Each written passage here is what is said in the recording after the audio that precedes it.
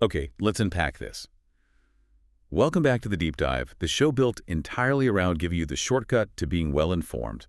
We take the most complex source material, the research, the articles, the clinical notes, and just distill the most important nuggets of knowledge and insight. And today, we are diving deep into, well, a topic that really forces us to question the very nature of truth and reality in the clinical setting. We're talking about the world of narrative therapy. Right, and this isn't just about, standard talk therapy. Not at all. It's about a profound philosophical and clinical shift.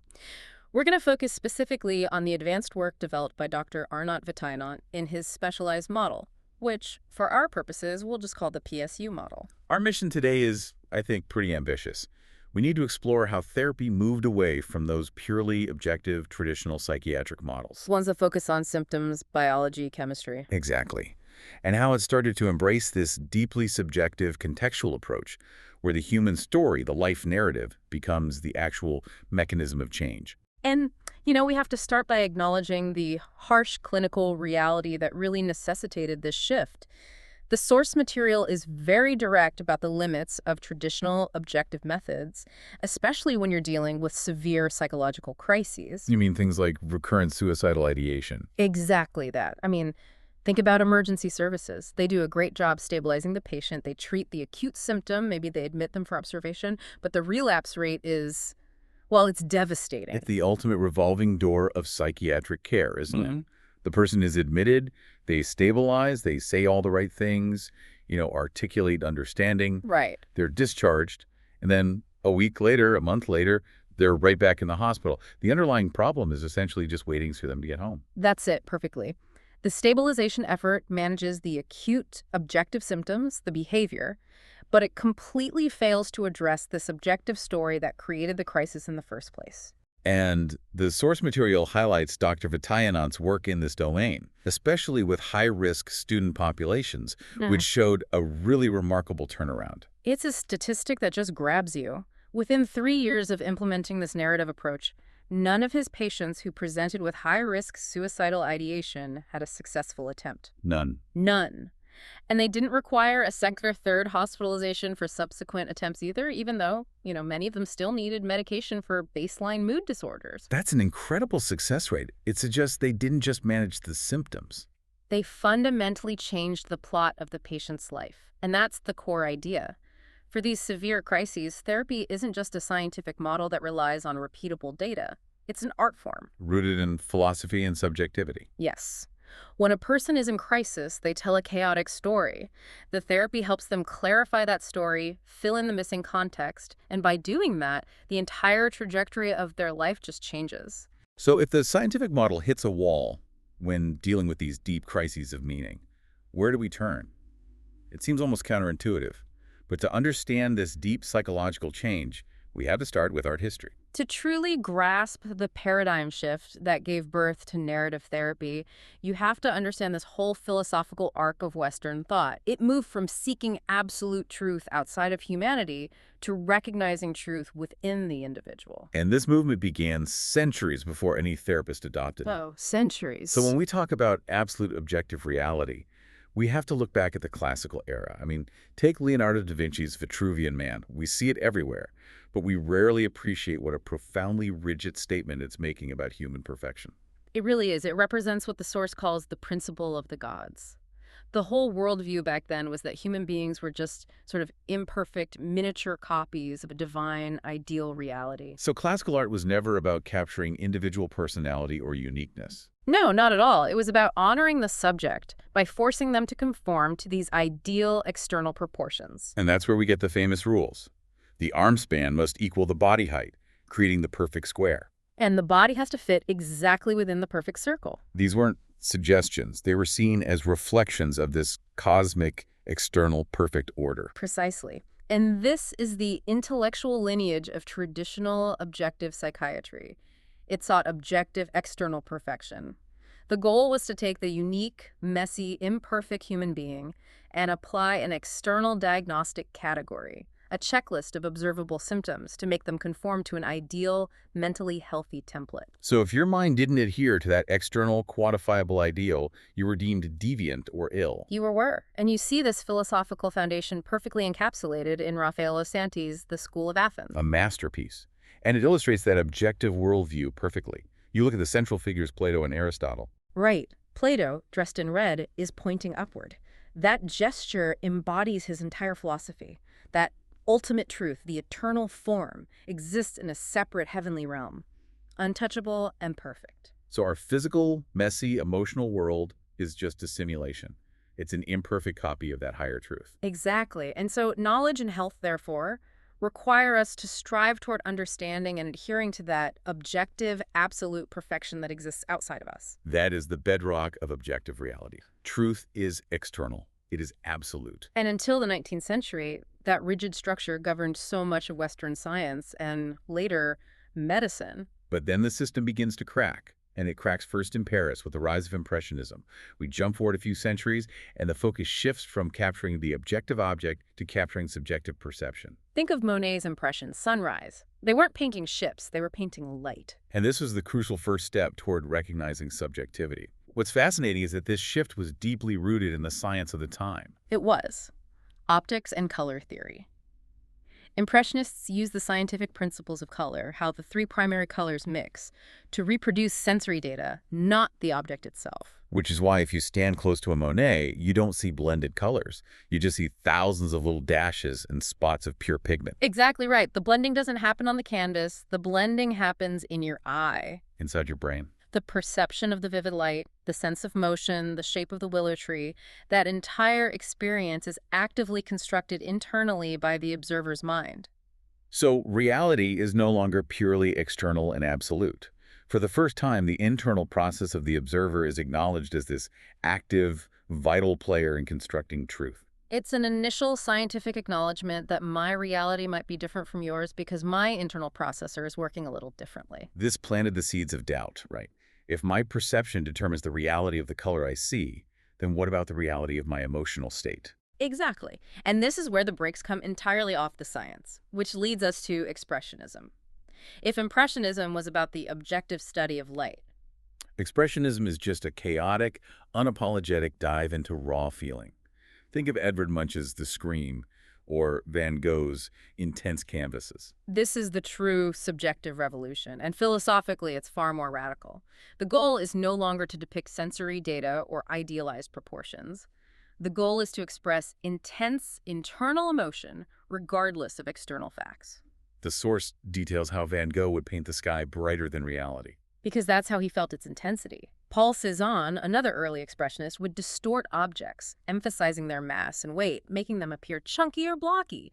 He was prioritizing the sensory impact over photographic accuracy. So the art is no longer an attempt to reflect external reality. It is now a direct, primary reflection of internal reality. Yes. It prioritizes what the artist feels, subjectivity over what the world objectively looks like, objectivity. And this is the critical moment for therapy. It is. If art doesn't need external truth to be valid, then neither does human experience. This movement sets the stage for a fundamental philosophical question. If a person feels intense, unbearable emotional pain, even if objectively their life seems fine, is that pain any less real? And the answer, derived from Expressionism, is a resounding no. This momentum carries us right into postmodernism. And when you look at postmodern art, whether it's Picasso's Cubism or something as conceptually stripped down as, say, Kazimir Malevich's Black Square, the art is no longer even about beauty or skill. It's about concept and thought. Postmodern art creates this radical philosophical skepticism. It questions the foundations of everything. What is beauty? Is truth determined by tradition or by divine law or just by popular consensus? And this period produced the philosophical groundwork that questioned the very possibility of an absolute objective truth. The source mentions the world hypotheses of 1942, which officially recognized the paradigm shift away from one fixed reality. And this philosophical dismantling of external truth paved the way for the foundation of narrative therapy, which is the concept of narrative storytelling and subjectivity personal experience. This is where we build the clinic. Exactly. Subjectivity, that intense, personal, internal experience, is inherently non-scientific. And why is that? Because it is known only to the individual. We cannot reliably observe or repeat your internal feeling of anxiety. What you tell me is anecdotal. It's not objective proof that others can measure, weigh, and reproduce in a lab. Right. But wait, I have to challenge this a bit because the source throws in a really intriguing caveat suggesting subjectivity can momentarily become objective if we use advanced technology. That's right. It can, but only by converting the internal experience into external, measurable data. If we put you in a functional MRI machine and ask you to recall a deeply painful memory, and we see specific areas of the limbic system light up. That brain activity is objective data. Right.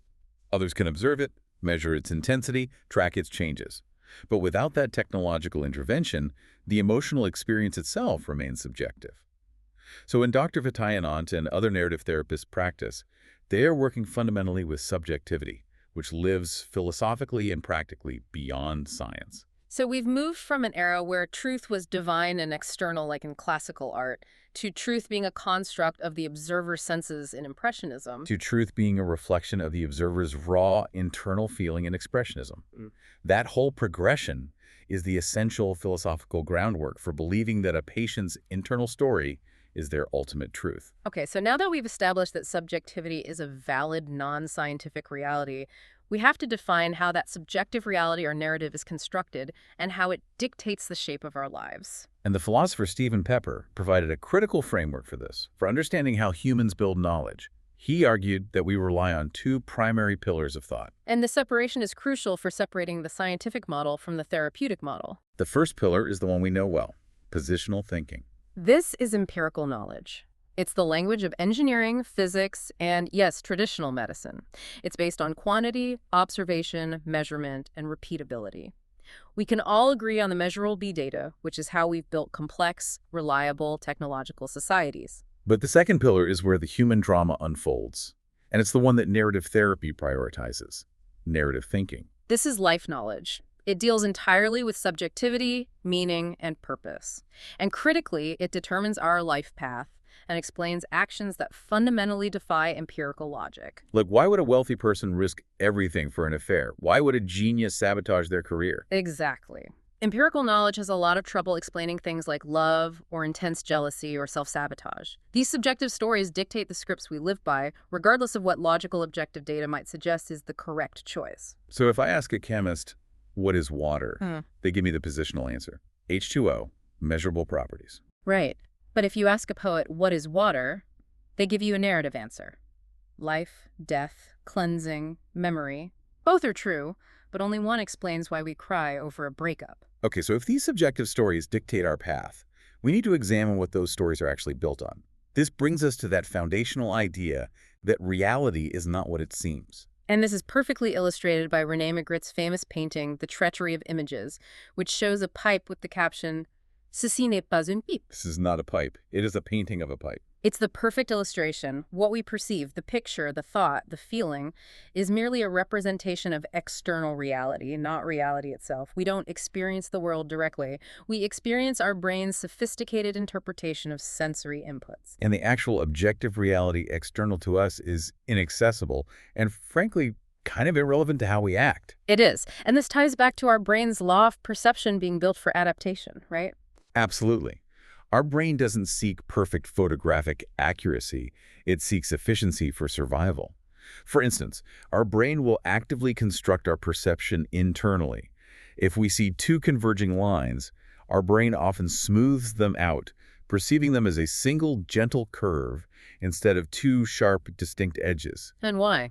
Because that consolidated perception allows us to navigate the environment more quickly and efficiently. And this leads to the fundamental realization that drives narrative therapy. If everyone's internal processing, the unique way we filter light, sound, memory, emotion is unique, then we have to accept that multiple realities exist. This is the crucial clinical takeaway for anyone trying to help someone in crisis. It is. The patient's perception is their reality. They act upon it, they suffer within it, and whether we agree with it objectively just doesn't matter. The narrative therapist has to enter that reality, acknowledging that their perception, however distorted it might appear to an outsider, is the truth they are living. And therefore, it's the only viable entry point for change. Right. So to truly understand why people stick to certain narratives, why one person might internalize criticism as proof of unworthiness, while another just shrugs it off, we need to dig deeper. We need to look at the often unconscious foundations of human thought. And the source outlines 4 of these deep thought mechanisms that underpin our worldview, our sort of bedrock of belief.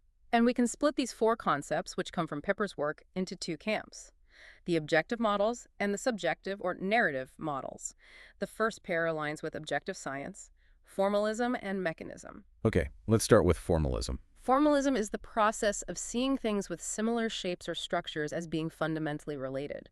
For example, if 2 political movements use similar rhetoric or symbols, formalism suggests they're driven by the same underlying principle regardless of context. It's a focus on geometry and surface similarity. And then there's mechanism, which is more relevant to traditional psychiatry. Mechanism views external surfaces, whether it's a car engine or the human body, as having an internal mechanical structure. The body is a machine. The mind is a machine. And if the output, the behavior or mood, is wrong, then the internal mechanism must be faulty. So if a patient is clinically depressed, the prevailing mechanistic approach views the depression as a malfunction of the internal machine, a chemical imbalance, specifically low serotonin. And the intervention is to prescribe drugs to fix the machine. It's quantifiable, mechanical, and based on repeatable external observations. It's a powerful model for many conditions. But the second pair, which focuses on the subjective experience, provides the tools for narrative therapy. And that's organic system and contextualism. The organic system focuses on growth potential. So it views things not as fixed machines, but as having this internal potential for growth and development, like a seed growing into a tree. Right. And if a therapist adopts this model, think classic Rogerian or humanistic therapy, they act as the fertilizer in soil. They provide unconditional positive regard and support so the client can discover their inherent potential for strength and self-actualization. It assumes the resources for change are internal. And finally, the cornerstone of Dr. Vitayanand's model, contextualism. Contextualism asserts that meaning is never inherent to the thing itself. Meaning changes entirely based on the surrounding context. The source gives a great linguistic example. The meaning of the word water changes dramatically in rainwater versus sweet water versus serve justice. The meaning is determined by the environment, not the word itself. Precisely. Okay, let's put these 4 models side by side. Let's use the scenario of a patient suffering from intense heartbreak, which so often triggers these crises of self-worth. Great idea. So if we use the mechanistic approach, we focus on fixing the broken machine, we check their neurotransmitter levels, we prescribe SSRIs. And if we use the organic approach, We focus on internal growth. We encourage the patient to grieve, to find their personal strength, and to discover who they are without the relationship. It's an internal search for resilience. but the narrative, the contextual approach, pivots the therapy entirely. It moves the focus from the individual to their environment. Exactly. It connects the heartbreak to the broader, often hidden socioeconomic context. I mean, consider the teacher in Northeast Thailand mentioned in the source. She felt rejected because she believed she was unlovable. But the contextual approach reveals the hidden truth. It reveals that the partner rejected her because she was currently unemployed, and he needed a partner with immediate financial stability to meet his obligations to his aging parents, which is a massive cultural expectation in that region. So the meaning of the breakup just shifts entirely. It is no longer about her worth as a woman. No, it's about economic survival and cultural duty. The pain is still there, of course, but the context, and therefore the catastrophic meaning of her perceived failure, is instantly updated. By altering the context, you instantly change the meaning, and therefore the patient's subjective reality and their path forward. That is the leverage point of narrative therapy. That is genuinely fascinating. So we see how the subjective experience is constructed through context. Now we have to look at how the life story itself is structured, and how the expected future narrative, the plot, is the key to understanding crisis. And we have to really understand the magic of context, how it can instantly rewrite meaning. This is best illustrated through classic stories. The Chinese farmer analogy is a perfect illustration of pure contextualism. Walk us through that again, but let's really pause on the nature of luck. Okay. So the farmer's prized wild horse runs away. Everyone in the village says, "That is terrible luck." They're assigning a negative meaning. The farmer just replies, "Perhaps." Then the horse returns, and it brings several other wild horses with it. And everyone says, "That is wonderful luck." A positive meaning. The farmer again just says, Perhaps. Then his son rides one of the new horses, falls, and breaks his leg. Everyone immediately says, "Oh, that is terrible luck." Negative meaning again. The farmer replies, perhaps. And the culmination comes with the external event. Yes. The emperor's men come through, conscripting all the healthy young men for a brutal war, but they skip the farmer's son because of his broken leg, and now everyone says, "That is wonderful luck." And the farmer still replies, perhaps. The single event, the acquisition of the horse, constantly shifts its value entirely based on the context of the external world, like the war. So the value is not inherent to the horse or the broken leg. Value is just an arbitrary assignment determined solely by its surrounding context. The event is the text, the circumstances are the context. And text plus context equals meaning. Now, if that's conscious contextualism, what about the unconscious context? The director anecdote in the source material perfectly reveals our hidden contextual assumptions. The story of the mother waking her son for school. The son resists with 3 reasons. He hates the school, the other kids hate him, and the teacher hates him. And the mother says he has 2 reasons why he must go. And the punchline is, 1, he's 57 years old. 2, he's the principal of the school. And we laugh instantly. The speed of that laugh is the key. Our laughter is the physical release of tension when our brain instantly updates the entire contextual framework. We initially constructed this default unconscious context. The speaker is a small, helpless child fearing school. But when the context is updated, he's the 57-year-old principal. The meaning of his complaint switches instantly from tragic and sympathetic to absurd and hilarious. And the crucial takeaway for therapy is precisely this mechanism. The patient's chronic pain, their depression, their suicidal thoughts. It often stems from clinging to an unconscious, outdated context, like being a scolded, helpless child. And that context needs to be updated and replaced with their current adult reality. Okay, so if text plus context determines meaning, how do we use that meaning to build our life? The source explains that the human mind functions essentially like a fiction writer, constantly creating a narrative structure. Yes. And central to that structure is the plot. The plot is the expected future narrative. It's what you believe will happen. I will graduate as a successful psychiatrist, or I will raise my children until they are financially independent. This plot gives meaning and direction to all your present actions. And the trouble starts when reality contradicts that narrative. If an event contradicts that anticipated plot, you fail a critical exam, your partner leaves unexpectedly, you get diagnosed with a terminal illness, the plot instantly breaks. And this fracture leads to emotional crisis, despair, and often suicidal ideation. Because the person's entire expected future has been invalidated. All the sacrifices, all the meaning, it just appears negated. Our mind is constantly anticipating the future based on the existing plot. We run scenarios constantly, just like a detective forming theories. Was the death an accident, a robbery, or inheritance fraud? We apply that same fictional process to our own lives. And this is beautifully illustrated by that poem, The Miserables, which shows how a plot twist can retroactively change meaning. The initial lines establish a plot of happy expectation.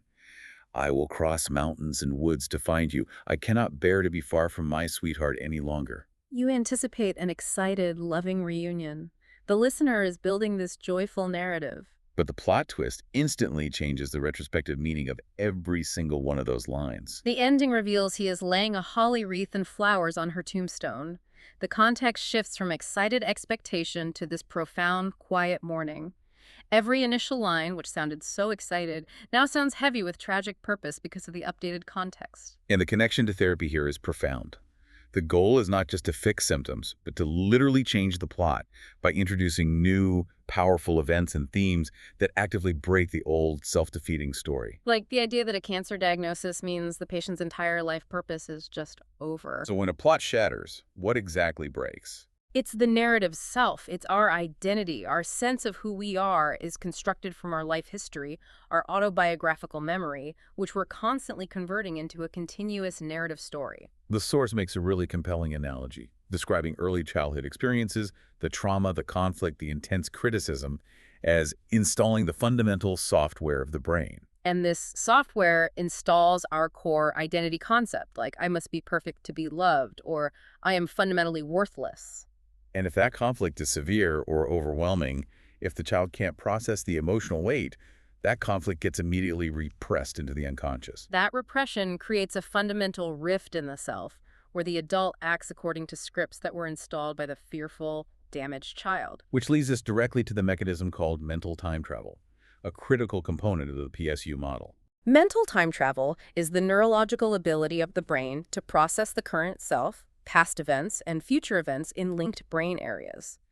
If the internal software is dysfunctional, if the adult self is constantly being derailed by the emotional triggers of the repressed, criticized child self, then future planning, emotional stability, and resilience are severely compromised. The self becomes fractured, not integrated.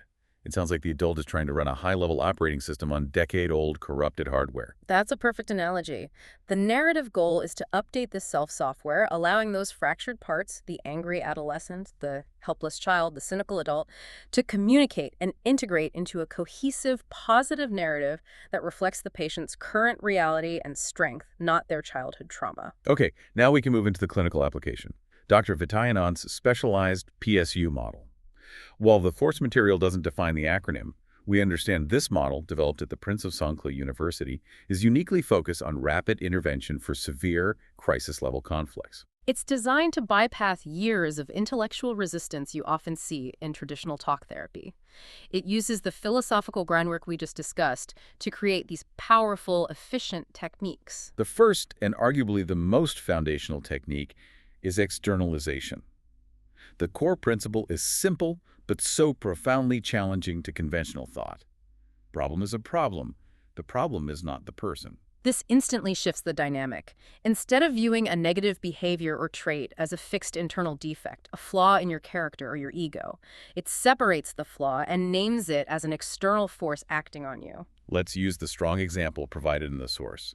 The jealous student who assaulted a romantic rival. Right, so the student naturally internalized the behavior, believing, I am a bad person, I am violent and controlling. The expert therapist immediately reframes this. They say, this is a problem of blind love or jealousy that you allowed to take over your actions. By naming the problem as an external, separable entity, jealousy, the student's essential character is protected from the flaw. I can see how that restores hope, but I have to ask a challenging question here, sort of as the audience's proxy. Wouldn't some critics argue that externalization lets the person off the hook? How do we ensure the patient takes accountability for their assaultive actions if we say, the problem is not you? That's a crucial point, and it's a common misunderstanding. It's not about removing accountability, it's about restoring agency. When the problem is internalized, I am a bad person, the patient has no leverage. They simply are that flaw. There's nothing to fight against. Right.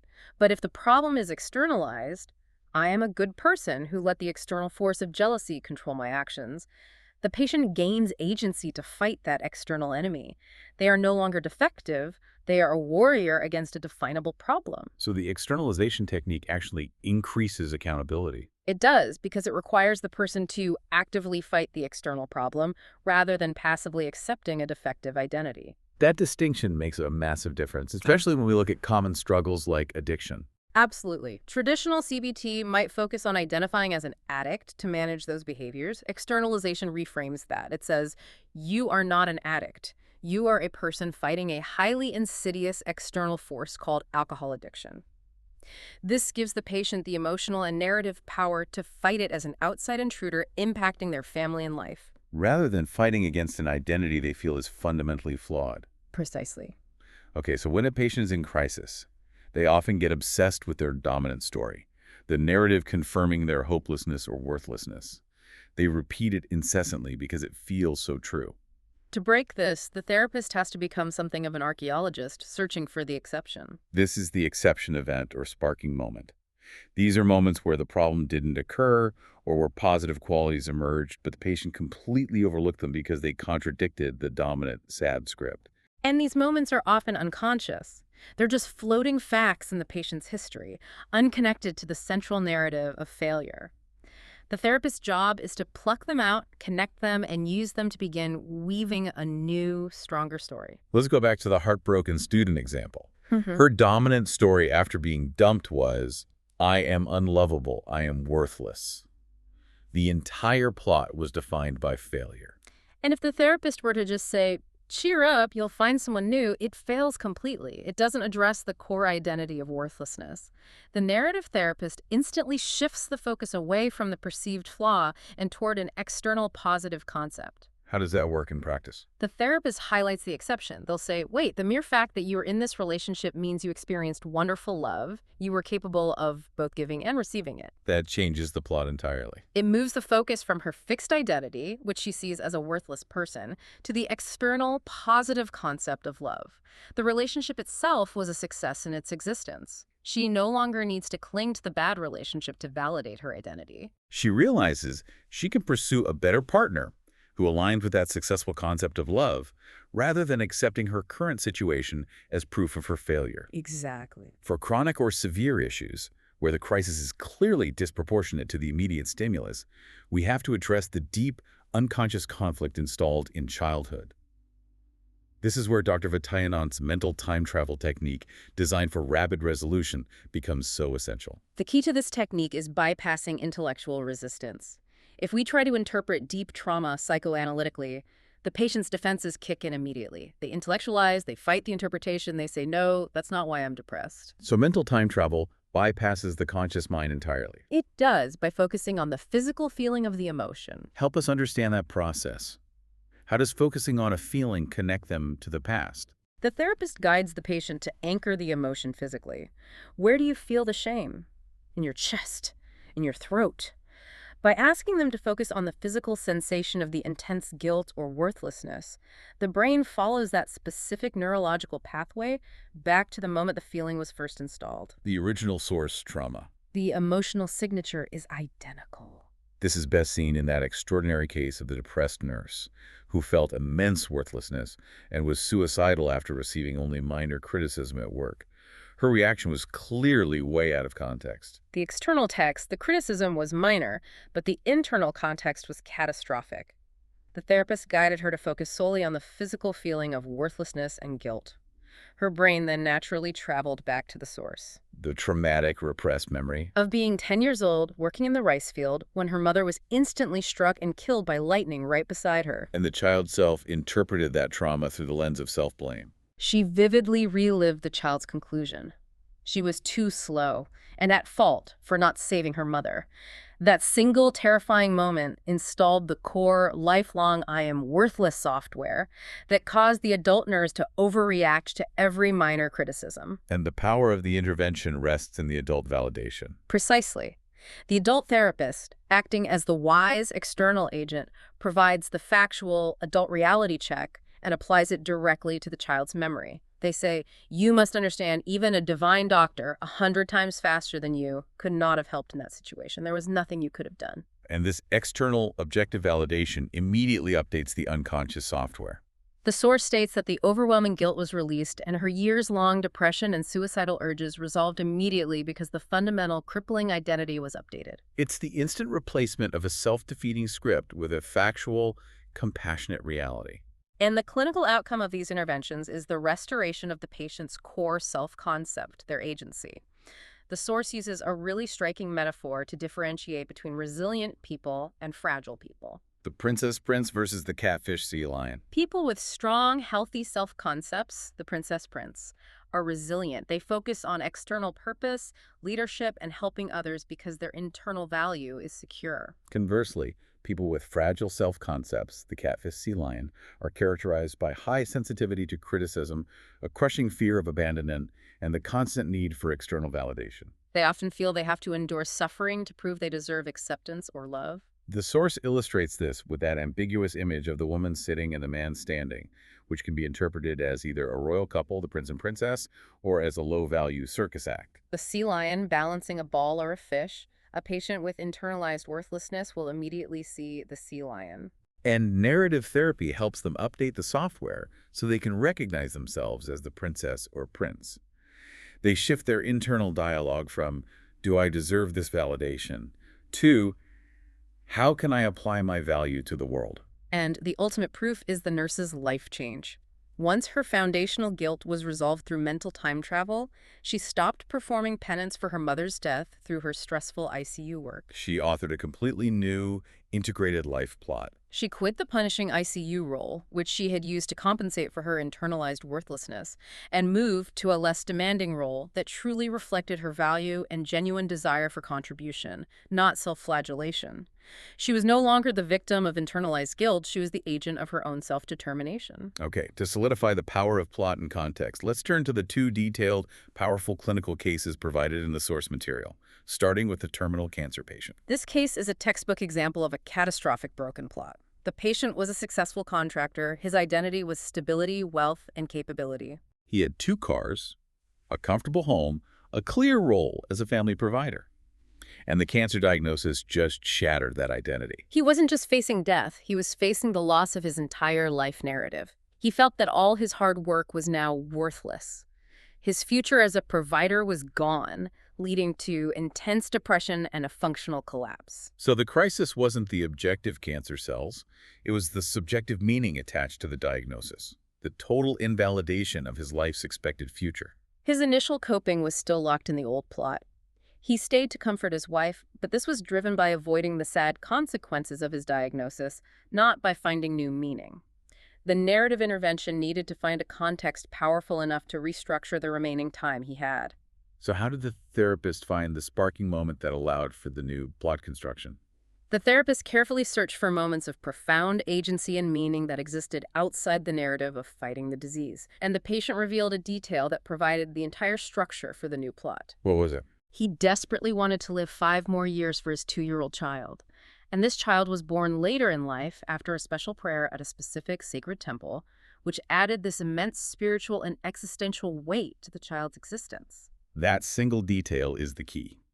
It shifts the plot from fighting the inevitable, a futile, depressing narrative, to living for a defined, sacred, meaningful purpose. The profound meaning of the child elevated the remaining time the patient had. His diagnosis was no longer a failure of his past plot. It became the context for a new, heroic plot. He was no longer trying to survive, he was trying to maximize the gift of time for this sacred purpose, his family. So the man's sense of loss and depression lessened because his existence transformed from a failure, which was dying prematurely, to a success, which was achieving a maximum meaningful contribution in his remaining time. He became the agent of his own plot, regardless of the disease progression. He was ordering the plot, making meaning, rather than reacting passively to the text of his diagnosis. And the second case, the distressed student, illustrates the extreme fragility of a self-concept built on external validation. She was a high-achieving law student from a comfortable family in Surin. She exhibited repeated, serious suicidal behavior after minor conflicts, stemming from abuse by a senior and later romantic betrayal. And we see the clear characteristics of the catfish or sea lion self-concept here. Her internal stability relied entirely on external markers, being a Dean's List student, having a high-status boyfriend. Her core self was fragile, likely due to the high expectations of her family, the boxer father and busy mother, who provided financial support but very little emotional scaffolding. She felt she needed to endure suffering or achieve perfection to justify her acceptance. Her major crisis arrived after her boyfriend left her for another woman.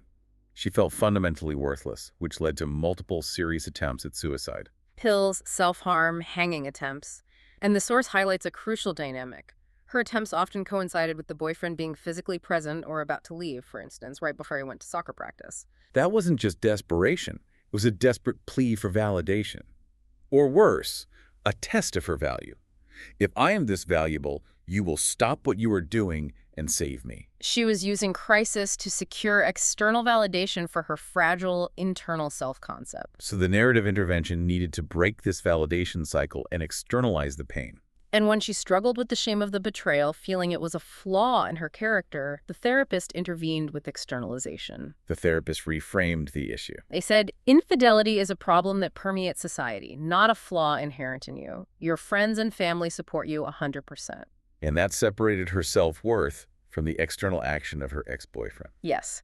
The shift to agency was cemented when the therapist introduced the broader adult context, including the fact that she was a master student with other admirers, and that the betrayal, had she stayed, would have cost her a large family inheritance. By examining the context, she realized she had powerful options and leverage that her child self, the catfish, couldn't see. The change in narrative was dramatic and complete. She moved from being the passive victim, I was hurt and must suffer, to the active agent. She said, I choose to leave him because this betrayal revealed his low character, and it was a good test that protected me from future financial and emotional disaster. And her suicidal ideation ceased because her internal plot was rewritten. She was no longer desperately seeking validation from a person of low character. She was consciously choosing dignity and a successful path. She went from being defined by who rejected her to being defined by her own assertive choice. This deep dive has shown us that narrative therapy, rooted in this philosophical movement from objective science to subjective experience, provides a really robust framework for resolving profound psychological crises. Particularly where traditional biological or mechanistic models fall short. We've seen that the three key narrative moves, externalization, sparking moments, and the powerful mechanism of mental time travel are not just coping skills. They are tools for updating the core software of the self. Allowing people to author an entirely new, empowered plot that reflects their true value, not their trauma. Whether the context is a terminal illness or a toxic relationship, the key insight is the sheer power of context and storytelling. We have to understand that the patient's reality, however subjective, is their working truth. And because it is a story, it is entirely changeable by altering the context. So what does this all mean for you as you navigate your own life script? Well, it connects us back to that provocative philosophical thought that concluded the source materials discussion. In the world of art, philosophy, and spirit, everything is possible. If we truly accept that our life is a narrative, and that we have the power to change the plot by altering the context, then the impossible. Like finding deep, lasting meaning in a terminal diagnosis, or instantly resolving lifelong guilt. Becomes achievable. Mm-hmm. What is one self-defeating story you could update today? The pen is in your hand.